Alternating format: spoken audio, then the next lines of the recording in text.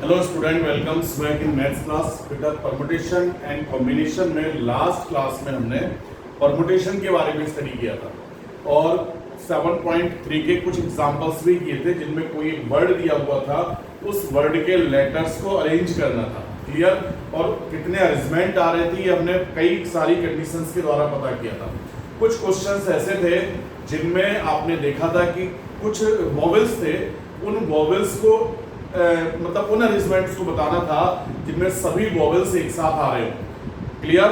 All vowels are comes together. ऐसे word arrangements भी आपने देखे थे। तो हमने क्या किया था, उन सभी वॉवेल्स को एक लेटर एज्यूम किया था। क्लियर? उन सभी वॉवेल्स को मिलाकर वन लेटर एज्यूम किया, एक अक्षर मान लिया। फिर रिमेनिंग जितने भी लेटर्स थे जिनमें वो ऑल वॉवेल्स को एज्यूम किया हुआ जो लेटर था वो भी इंक्लूड था, उनको अरेंज किया था फिर अपन ने। ठीक है, इस टाइप के क्वेश्चन किए थे। और आपको मैंने कहा था कि जैसे बहुत सारी डिजिट्स दे रखी हैं, उन डिजिट्स के द्वारा 4 डिजिट का या 3 डिजिट का कोई भी नंबर अगर बनाना है तो अगर रिपीटेशन नहीं हो रहा है तो सीधे सीधे NPR का यूज करेंगे, या आपने जैसे 7.1 में किया था उन सभी जितने भी प्लेसेस हैं उन प्लेसेस को फिल करने के अलग अलग वेज निकाल देंगे। लेकिन अगर रिपीटेशन नहीं हो रहा है तो फिर क्यों फालतू में अलग अलग करेंगे, एक साथ NPR के द्वारा फाइंड करेंगे। क्लियर? तो कल तक जितना भी परमुटेशन अपन ने किया था उन सभी में आपने देखा होगा कि जितने भी ऑब्जेक्ट्स थे वो सारे डिफरेंट टाइप के थे। जितने भी ऑब्जेक्ट्स जिनको आप अरेंज कर रहे थे वो सारे ऑब्जेक्ट कैसे थे, डिफरेंट टाइप के थे। अब मान लीजिए कुछ ऑब्जेक्ट्स ऐसे मिल जाए जो डिफरेंट टाइप के ना हो और उनको अरेंज करना पड़े, तो किस तरह से अरेंज करेंगे देखते चलिए। Permutations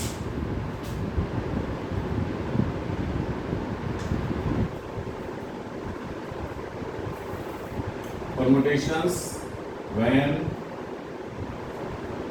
all objects are not different. Objects are not different. Clear? Permutations when all objects are not different, यानी तब परमुटेशंस पता करना है, नंबर ऑफ परमुटेशन पता करना है जब दिए गए सभी जो ऑब्जेक्ट्स है वो अलग अलग नहीं है, डिफरेंट नहीं है। क्लियर? तो एक एग्जांपल से समझाऊंगा मैं, बहुत ध्यान से सुनना बेटा। जैसे ये कोई एक वर्ड है TOOO,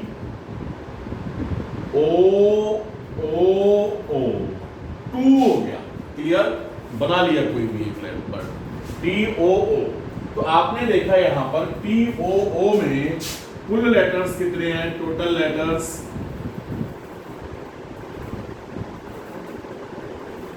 is equal to 1 2 3 4। Total letters कितने हो गए बेटा, 4 लेटर हो गए। क्लियर? अब इन 4 में हमने देखा कि ये जो लेटर्स कहते हैं बेटा या ऑब्जेक्ट्स कहते हैं, टोटल लेटर्स बोलते हैं या ऑब्जेक्ट भी बोल सकते हैं ना। तो नंबर ऑफ ऑब्जेक्ट्स कितने हो गए, 4 इन गिवन वर्ड। ओके, अब इस गिवन वर्ड में जो 4 ऑब्जेक्ट्स हैं उनमें हमने देखा ये 3 जो ऑब्जेक्ट्स हैं ये सेम काइंड के हो गए। 3 objects are same kind. Okay, तो ये 3 ऑब्जेक्ट्स जो हैं 3, तो नीचे लिख दे रहा हूं मैं, 3 objects are same kind.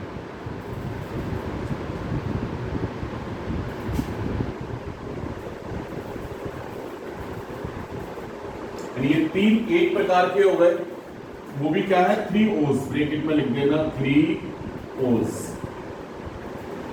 Clear? 3 O एक जैसे हो गई है। चलिए, अब क्वेश्चन वाला ये कहता है कि इन ऑल 4 को लेकर कितने अरेंजमेंट हो सकते हैं। तो अगर हम ऐसा मानकर चले बेटा, ये जो तीनों O हैं ये अलग अलग है, मान लिया हमने ये तीनों O कैसे हैं, अलग अलग है, तब तो नॉर्मल क्वेश्चन हो गया कि 4 में से 4 को सिलेक्ट करना, यानी 4p4 फैक्टोरियल 4। अगर हमने ऐसा मान लिया कि एज्यूम या लेट ये जो O है, ये जो O है, ये जो O है, ये तीनों अलग अलग हैं। Let first O is equal to O1 मान लिया हमने, second O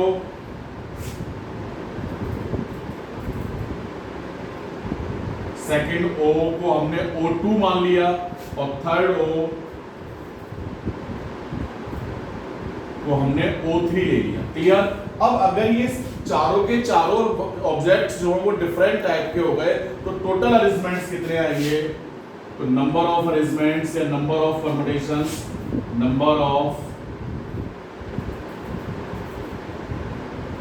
permutations is equal to, फिर तो बेटा ये 4p4 हो जाएगा यानी फैक्टोरियल 4, और फैक्टोरियल 4 का मतलब हो गया बेटा 4 इंटू 3 इंटू 2 इंटू 1, 4 3 जा 12 2 जा 24। क्लियर? चलिए, बट ऐसा है नहीं कि सारे अलग अलग हैं, सेम है ना ये तो। अब एक सेकंड सुनेंगे, जो 24 आ रहे हैं कैसे आप किस तरह से आ रहे हैं तो ध्यान से देखना। प्रैक्टिकली अगर अपन देखें इनको 24 को तो जैसे फर्स्ट प्लेस पर 2, फिर ये O1 O2 O3। क्लियर? मानकर क्या चले कि ये अलग अलग है, तब अरेंजमेंट्स जो आएंगे वो देख लें एक बार। अब T O1 O3 O2 ये हो सकता है T। अब O1 को हमने फर्स्ट प्लेस पर रखकर इन दोनों की पोजीशन बदल दी। क्लियर? अब O1 को सेकंड प्लेस पे रखते हैं, O2 O1 O3। क्लियर? तो T O3 O1 O3 sorry O2।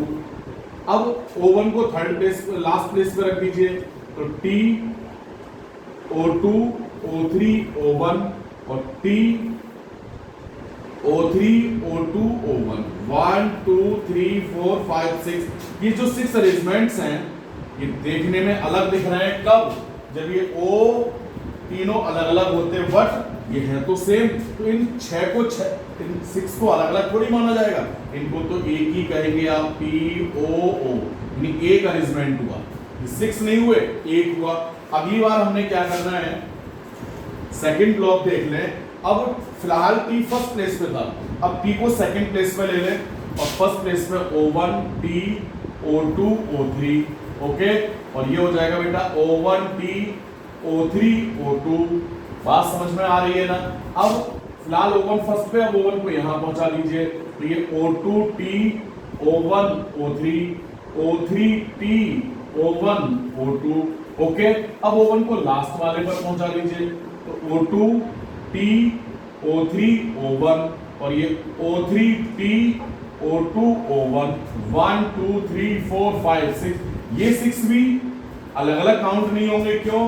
क्योंकि O तो सेम ही है, तो ये भी सिर्फ एक ही काउंट हो जाएगा, O T O O।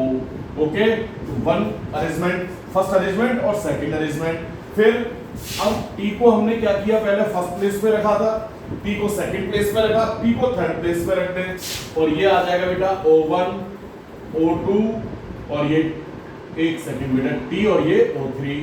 Clear? अब ये O1 O3 T O2। अब O1 को सेकंड पे कर दीजिए, O2 O1 T O3 O3 O1 T O1। Okay, समझ रहे हैं ना? अगली बार क्या हो जाएगा, अब O1 को एक सेकंड बेटा ये O2, अब O1 को थर्ड लास्ट वाले पर पहुंचा लीजिए, O2 O3 T O1 और ये O3 O2 T O1। तो 1 2 3 4 5 6, तो इन 6 को भी आप एक ही तो कहेंगे, O O T O। Clear? अब T को लास्ट प्लेस पे पहुंचा लीजिए बेटा, तो ये O1 O2 O3 T। Clear? O1 O3 O2 T। Okay, अब O1 को सेकंड पर कर दीजिए, तो O2 O1 O3 T O3 O1 O2 T। Okay, अब O1 को यहां थर्ड प्लेस पे कर दीजिए बेटा, O2 O3 O1 T and O3 O2 O1 T। तो 1 2 3 4 5 6 ये 6 मिलाकर के भी इनको अलग अलग काउंट नहीं करना पड़ेगा, क्यों? क्योंकि है तो सारे O एक ही, तो यहां पर भी सिर्फ इसको एक ही अरेंजमेंट कहेंगे, O O T सेम रहेंगे, तो चाहे यहां पर भी यही बनेगा, ये भी यही बनेगा। लेकिन अगर इनको डिफरेंट मान रहे थे तो देखना जरा, 6 + 6 12 6 18 और 6 24 आ रही थी। लेकिन क्या ये एक्चुअल में 24 अरेंजमेंट है? नहीं है। एक्चुअल में तो कितने अरेंजमेंट है बेटा? Only 1 2 3 4 arrangement. क्लियर? तो अगर ये सेम काइंड के हो गए तो कितने अरेंजमेंट आ रहे हैं? केवल 4 अरेंजमेंट। अब वो 4 अरेंजमेंट्स कैसे आएंगे ध्यान से देखना। लिखेंगे but 3 objects are same kind, 3 objects are same kind, so total number of arrangements या permutations, नंबर ऑफ अरेंजमेंट्स। बहुत ध्यान से सुनेंगे बेटा, जब हमने ये मान लिया ये डिफरेंट थे तो कितने आए? 24। तो टोटल नंबर ऑफ अरेंजमेंट का मतलब हो गया बेटा 24, और 24 का मतलब फैक्टोरियल 4। क्लियर? फैक्टोरियल 4। अब आ तो कितने में है? 4 ही तो आ रहे हैं ना एक्चुअल में, 1 2 3 4। तो ये 4 कैसे आएंगे बेटा? ये तो सॉल्व हो गए, 24 आया। क्लियर? अब इस 24 को ये जो 3 ऑब्जेक्ट्स एक जैसे थे, इस 3 ऑब्जेक्ट्स एक जैसे थे, इसको अगर अपन फैक्टोरियल 3 से डिवाइड कर दें तो 24 अपॉन 3 इंटू 2 इंटू 1, तो 3 2 जा 6 और 6 4 जा 24, यानी 4 अरेंजमेंट हो गए। क्लियर? और ये 4 ही दिखाई दे रहे हैं ना। तो एक फॉर्मूला बन जाता है यहां पर कि total number of arrangements is equal to total objects 4, इसको n बोल दें। क्लियर? तो फैक्टोरियल n, और सेम टाइप के कितने थे? ये 3, इसको p कह दें, यानी p is equal to 3 upon factorial p। तो फैक्टोरियल n अपॉन p का मतलब हो गया टोटल ऑब्जेक्ट्स कितने हैं? 4 हैं। रिपीट जो हो रहा है यानी एक जैसे ऑब्जेक्ट कितने हैं? 3, तो p का मतलब 3 हो गया। तो factorial n upon factorial p, यानी फैक्टोरियल 4 अपॉन फैक्टोरियल 3 को सॉल्व करेंगे तो 4 अरेंजमेंट आ जाएंगे। और ये प्रैक्टिकली भी आपने देख लिया। यानी अगर कुछ ऑब्जेक्ट्स एक जैसे हैं तो आपको क्या करना है? उन एक जैसे ऑब्जेक्ट्स का पता करना है कि कितने कितने हैं, और फिर टोटल n को उन नंबर से डिवाइड कर देना है। बताऊंगा अभी, फॉर्मूला तैयार करके दूंगा एक। ठीक है? फिलहाल ये समझ गए ना? एक बार लिख लीजिए। लेकिन ये हाँ, एक चीज और बेटा, ये क्लियर हो जाना चाहिए कि अगर सारे ऑब्जेक्ट डिफरेंट नहीं है तो NPR से अरेंजमेंट नहीं आना है। ओके? तो NPR जो अपन यूज करते थे, factorial n upon factorial n minus r, ये तो केवल और केवल किसके लिए है? जब सारे ऑब्जेक्ट्स अलग अलग हों। ओके? और सारे ऑब्जेक्ट्स अलग अलग नहीं है तो आपने देखा कि अगर अलग अलग मान भी लिया था तो 24 आ रहे थे, बट एक्चुअल में 24 थे नहीं। कितने थे? Only 4 objects. क्लियर? और 4 ऑब्जेक्ट, और एक्चुअल में ये तो प्रैक्टिकली किया अपन ने, लेकिन हर बार ऐसा थोड़ी करेंगे कि सारे बनाए और फिर देखें कितने आएंगे। तो एक फॉर्मूला निकल के आया। वो फॉर्मूला फिलहाल क्या आया? Factorial n upon factorial p। Factorial n का मतलब n बोले तो टोटल ऑब्जेक्ट्स, और p का मतलब जितने ऑब्जेक्ट्स एक जैसे थे। एक जैसे ऑब्जेक्ट कितने थे? 3, तो अपॉन फैक्टोरियल 3, इसको सॉल्व किया तो 4 आ गया। क्लियर? लिखो एक बार फटाफट इसको, बहुत अच्छे से वॉच करेंगे, सुनेंगे बेटा, तब समझ में आएगा। ठीक है?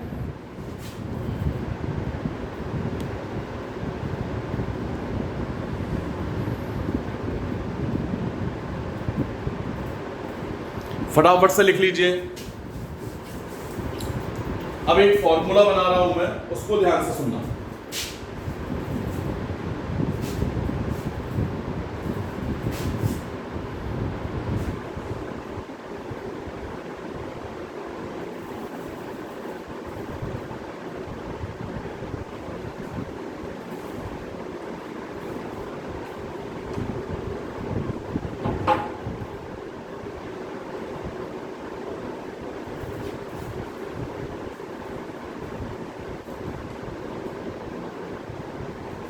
देखना जरा, एक फॉर्मूला बनाते हैं कि अगर टोटल ऑब्जेक्ट्स n है, total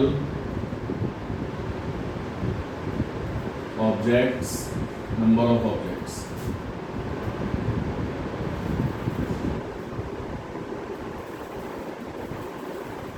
is equal to n। अब उन n में कुछ सेम है तो उसमें लिखेंगे p objects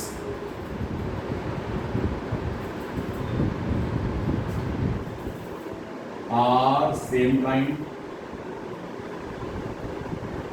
and Q objects are same kind, यानी P एक जैसे Q एक जैसे, R objects are same kind और R एक जैसे, ठीक है, rest are different and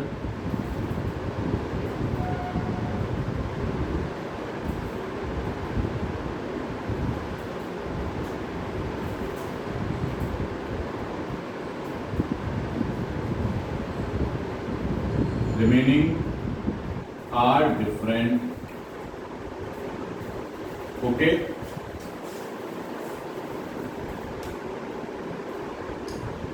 total number of objects and P objects are same kind, Q objects are same kind, R objects are same kind and remaining are different. जो बचे हुए हैं वो अलग अलग हो गए. क्लियर?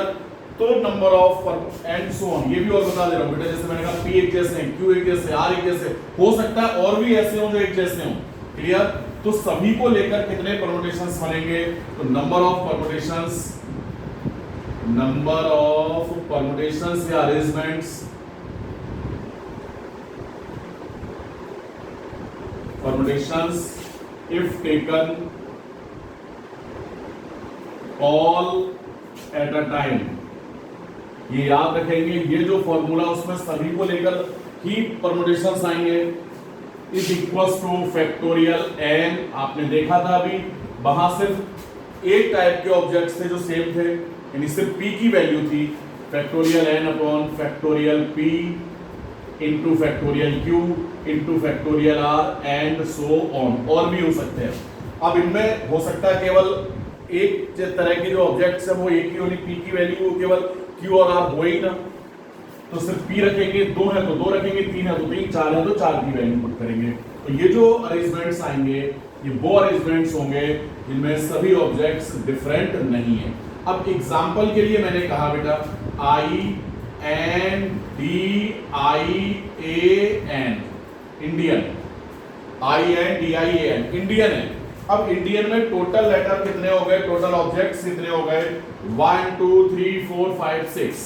तो n की वैल्यू तो बेटा हो गई 6. ओके, अब इस 6 में आपने देखा I दो बार रिपीट हो रहा है, तो ये दो ऑब्जेक्ट्स एक जैसे हो गए, तो p की वैल्यू 2 हो गई, यानी p is equal to 2, bracket में लिख देंगे 2 i's, इस तरह से. ठीक है, पता चल जाएगा I रिपीट हो रहा है 2 टाइम्स, I रिपीटेड 2 टाइम्स. ठीक है, एंड यहाँ n जो दिखाई दे रहा है बेटा ये भी दो, यानी ये दो ऑब्जेक्ट एक जैसे हो गए. q is equal to 2, bracket में लिख देंगे 2n's. क्लियर? ये दो ऑब्जेक्ट एक जैसे हो गए. अब कितने अरेंजमेंट आएंगे? ये फॉर्मूला यूज करेंगे. अब इसमें p और q की वैल्यू है, r का कोई मतलब ही नहीं है. क्लियर? और बाद बाकी रेस्ट कैसे हो गए? डिफरेंट हो गए.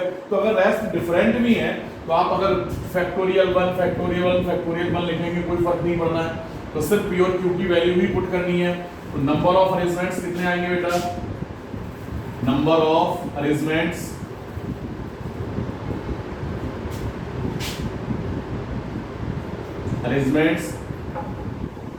taken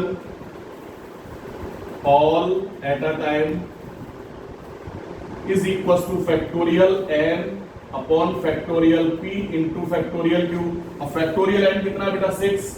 तो factorial 6 upon factorial p यानी 2 और into 2. इसको कैलकुलेट करेंगे, आंसर आएगा. फटाफट से नोट कीजिए बेटा.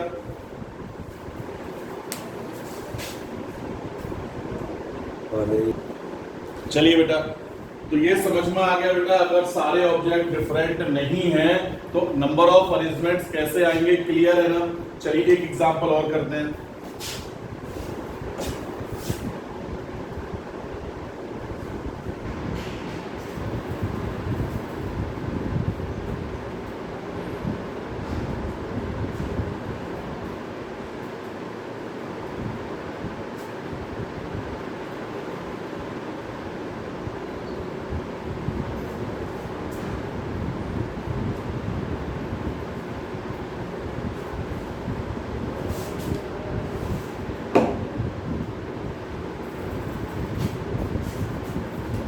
अब जैसे कोई वर्ड है, ये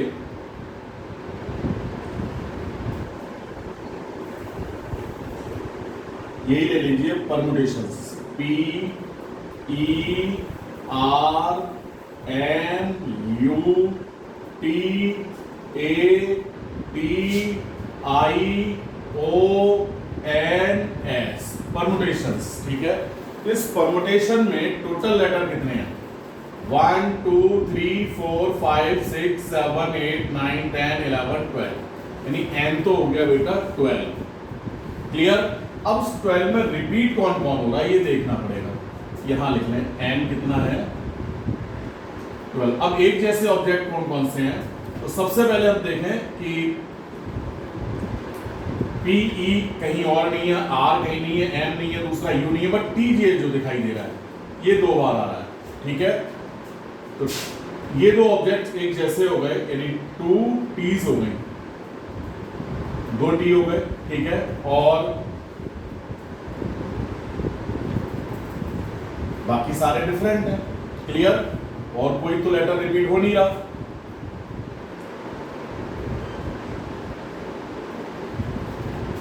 चलिए, जब और कोई रिपीट नहीं हो रहा तो टोटल अरेंजमेंट कितने आएंगे?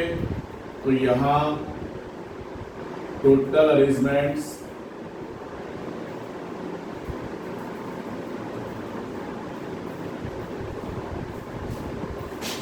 if taken all letters of word permutations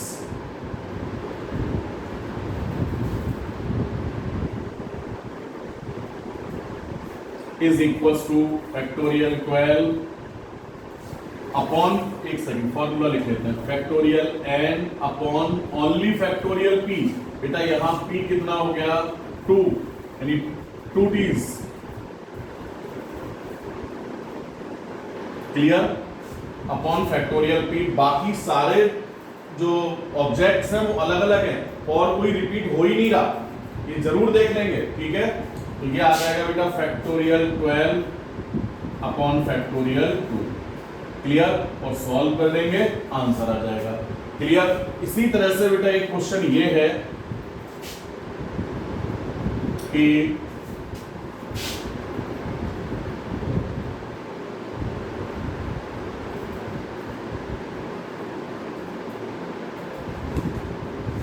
एक सेकंड बेटा, ये independence I and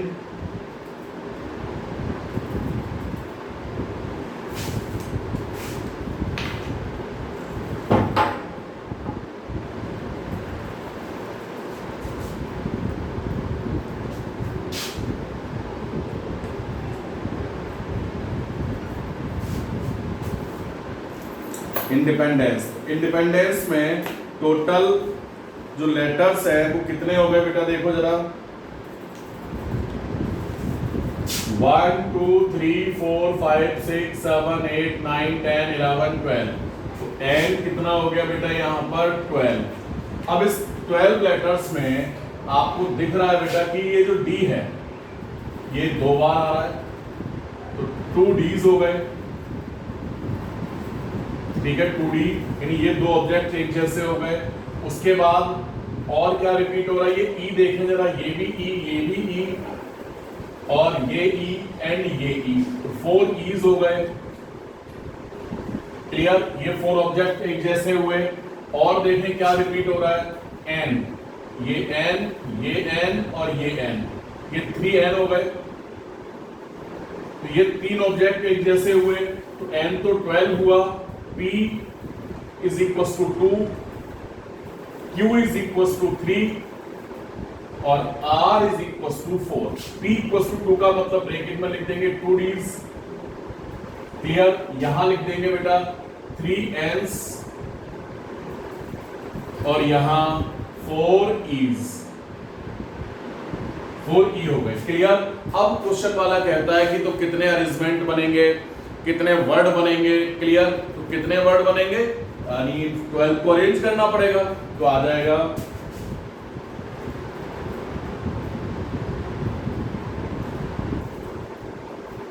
number of permutations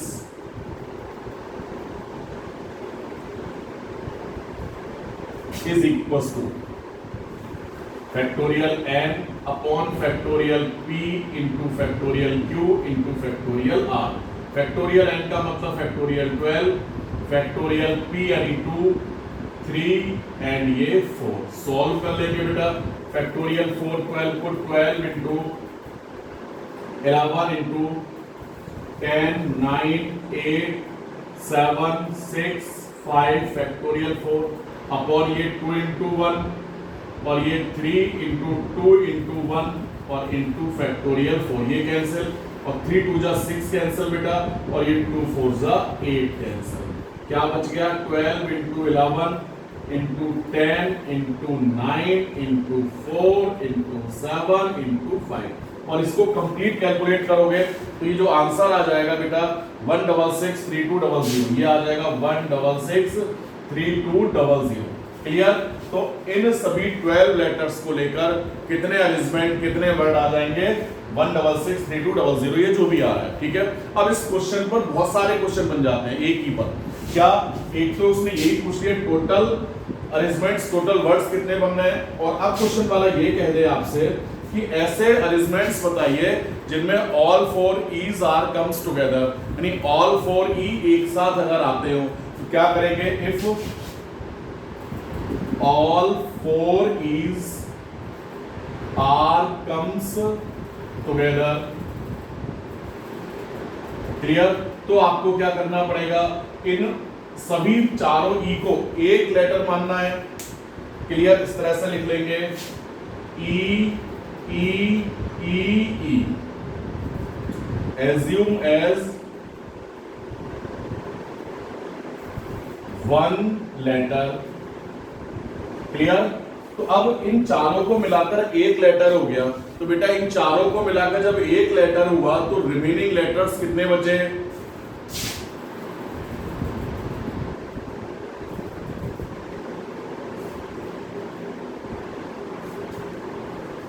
remaining letters is equal to कितने रह गए?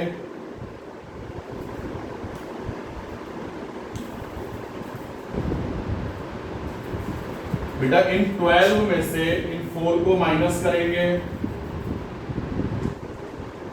और एक जो बड़ा वाला है चारों को मिलाकर जो बन गया उसको ऐड करोगे तो 12 प्लस 1 13 और 13 माइनस 4 कितने हो गए 9 ऑब्जेक्ट्स। क्लियर? अब इन 9 को जब भी आप अरेंज करोगे तो ये चारों ई को मिलाकर जो एक बन रहा है वो हमेशा साथ साथ ही आएंगे, यानी चारों ई एक साथ आ जाएंगे। अब यहां पर देखें बेटा अगर इन 9 को देखें तो इन 9 में ये तो एक हो गया मिलकर, लेकिन ये जो डी है ये तो रिपीट हो ही रहा है ना, एन तो रिपीट हो ही रहा है 3 टाइम्स। तो टोटल कितने अरेंजमेंट आएंगे बेटा इधर देख लेना। एक सेकेंड यहां देखेंगे ये तो कंप्लीट हो गया यहां तक। इधर देख लेंगे तो नंबर ऑफ अरेंजमेंट्स